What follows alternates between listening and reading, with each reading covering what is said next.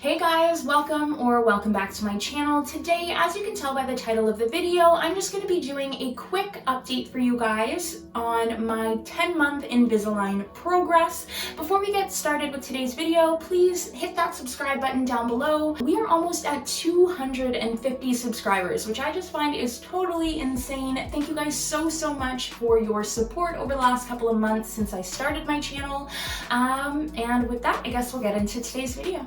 In my last update video, I was at tray 16, and today I am in my 22nd tray out of about 35 to 38. So it's been about 6 trays since my last update, and actually not much has changed. In terms of how my teeth look, I can see a bit of a difference, but I think really around tray 25 is where I'm gonna start seeing like the biggest difference, especially looking all the way back to tray number 1. I even remember when I first started my Invisalign treatment and I got my clean check and I was looking through, it was at tray 25 that I was really like, okay, yeah, that's a crazy difference from my starting point. So I'm really excited to show you guys how things are looking next month when it'll be about a year since I started my Invisalign treatment. So stay tuned for that. I guess in terms of things that have changed since I posted my last update showing my 8-month progress, there was the whole situation with my jaw. So right now I'd say it is almost completely healed. It doesn't hurt to open my mouth. Like I can open, I'm pretty sure, back to where I could before. It still feels a little weird, and every now and then when I yawn, my jaw will just like crack out of place sort of, and it's kind of scary, not gonna lie.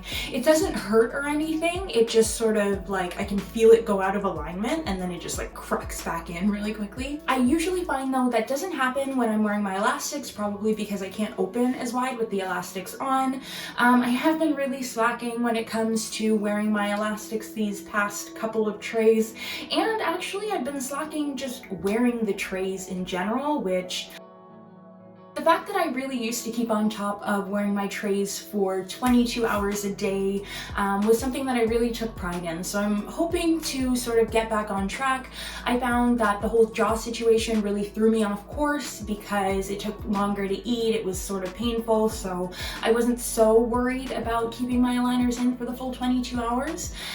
Theoretically, Invisalign recommends 20 to 22 hours a day. So I have still been wearing my aligners for more than 20 hours a day. It's just I would prefer to wear them a lot more if possible. So I've been getting a little better with it recently, but I do really hope to get completely back on track and start wearing them for the full 22. Other than that, when it comes to my jaw, the other thing that happens every now and then is my jaw sort of makes like it just happens. Okay, so I was just talking about how every now and then it like clicks out of alignment and then clicks back in. It literally just happened while I was talking. And it doesn't hurt per se, it's just like sort of scary. Like it's terrifying, not gonna lie. But the other thing that's been happening with my jaw is it'll kind of like crackle, if that makes sense. The only way I can really describe the crackling is like when ligaments are rubbing together, so it's sort of like a kind of thing, and yeah, super not fun. But like I said, it doesn't hurt, it's just a really uncomfortable sort of feeling. I guess another big update in my Invisalign journey, if you guys haven't already checked out my video about getting IPR, definitely check that out. I'll leave it linked above in a card.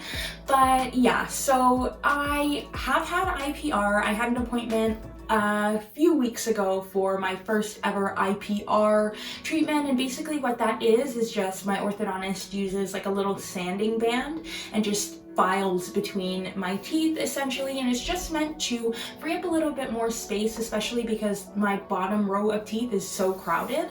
But I remember when I started Invisalign and working all the way up to that IPR session, I was really nervous about how that would feel and how it would go. Before I started Invisalign, I used to watch a ton of videos on YouTube, and most people said that IPR was like the most terrible experience that they've ever had. It's super uncomfortable, it hurts, it's terrible. And honestly, when I went in for mine, it was fine. So if you guys want to hear me talk more about that, that, definitely check out the video that I have dedicated to my experience with my first ever sort of IPR appointment. I will definitely keep you guys updated. I'm pretty sure on future appointments now they're probably going to do a little bit more and more IPR, just to file between those bottom teeth to make sure that there's enough room and they can line up. But yeah, in terms of what my teeth looked and felt like after I had that IPR done, it was exactly the way that they've always felt. There wasn't any, additional sensitivity that I felt, and there was no pain associated with it. The only thing that I really noticed is that when I looked up close to my teeth, I could sort of see the areas where that top layer was filed off, if that makes sense. It didn't look too noticeable, but I could definitely see where some sort of enamel had been filed away. Other than that, when I went into that tray right after my IPR treatment, because that same day I was scheduled to switch from one tray to the next, for some reason that was the worst tray that I've ever had in terms of sharp edges. With that tray, I had a really bad lisp because literally every single edge of that tray was super sharp. I had cuts all along the inside of my mouth, on the upper section and the lower section, and then the inner part of the bottom tray on the right side was actually cutting my tongue. So it was really bad. It was like 3 days straight of just excruciating pain. I thought that it was going to get better. It didn't really. I ended up having to go on for an emergency run to get some ortho wax. It was not fun. But I actually had a friend of mine from work who used to have metal braces when she was younger suggest swishing salt water or baking soda water, and I actually tried the baking soda water because I had some baking soda laying around, and it actually really helped. I don't know sort of what exactly it did.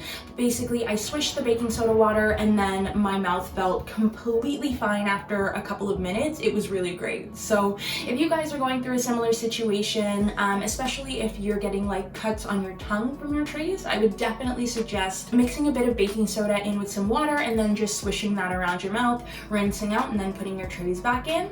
It really helps. I finally just ran out of denture cleaning tablets from the giant box that I bought at the beginning of my treatment back in December of 2019, so I'm definitely going to pick a few more of those up. Last week, I actually had a subscriber comment on my cleaning your aligners video, and she mentioned that her orthodontist actually suggested using Dawn dish soap to clean her aligners. And I thought that was really interesting, and I mean, it totally makes sense, so I've started sort of experimenting with that and seeing how that goes. It's been pretty good. I must say that I do prefer the minty fresh taste as opposed to just there's a bit of a soapy taste, not really because I rinse them really well, but yeah, so I would say I prefer the minty fresh, but the Dawn dish soap has been working really well for cleaning my aligners as well, so I definitely suggest that you guys give that a try. Unless anything really interesting happens within the next month or so, the next update video that you guys are probably going to see from me is going to be in December for my 1 year Invisalign update. I think by then there's going to be, a pretty visible change in my teeth, so I'm super excited to sort of see where things are at that 1 year mark. And yeah, I think that is everything for today. I'm just gonna end out the video by showing you guys some comparison pictures between where my teeth are now in tray 22 and where they were at the beginning of my treatment around tray 1. So that is it for today's video. Thanks so much for watching and enjoy the comparisons.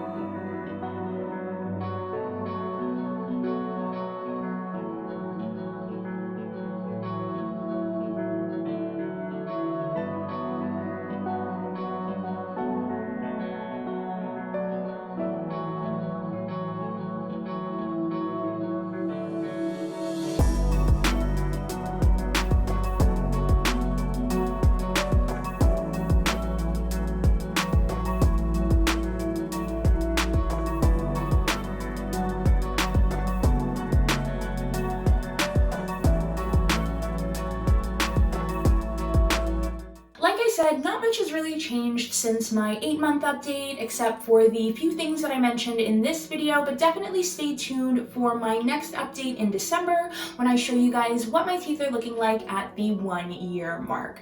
Thank you so much for liking, commenting, and subscribing. We are almost at 250 subscribers, and that is insane. You guys are amazing, and I can't wait to see you again next week in another video. Bye!